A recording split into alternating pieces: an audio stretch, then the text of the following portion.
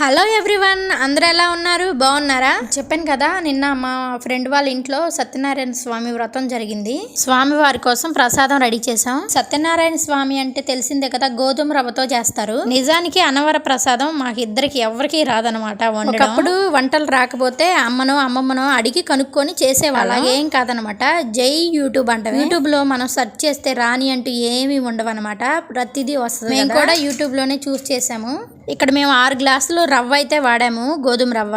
నిజానికి బెల్లం అయితే బాగుంటుంది, కానీ మేమేంటంటే పంచదార వేసాము. గ్లాసులు రవ్వ తీసుకున్నాం కదా, 6 గ్లాసులు వాటర్ అయితే తీసుకున్నాం. ఇక్కడ పంచదార బాగా తీయగా ఉంటుంది కాబట్టి కొంచెం తగ్గిచ్చే వేసుకున్నాము, ఎందుకంటే ఎక్కువైతే తినలేమని చెప్పి కొద్దిగా తక్కువగానే వేసామన్నమాట. నీళ్లు మరగంగానే రవ్వ అయితే పోసాము. అందులో నీళ్లు బాగా మరిగితేనే ఆ రవ్వ అనేది చక్కగా ఉడుకుతుంది.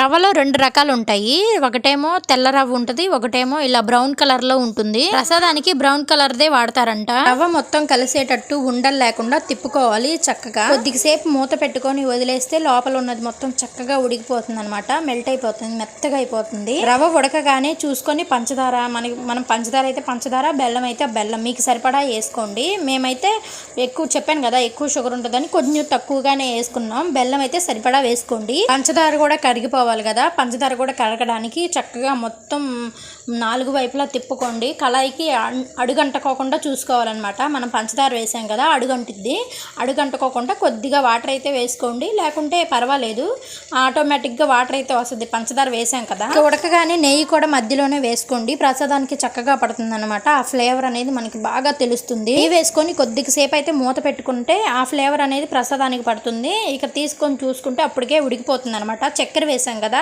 నీళ్ళు అయితే వస్తాయి అందులోకి.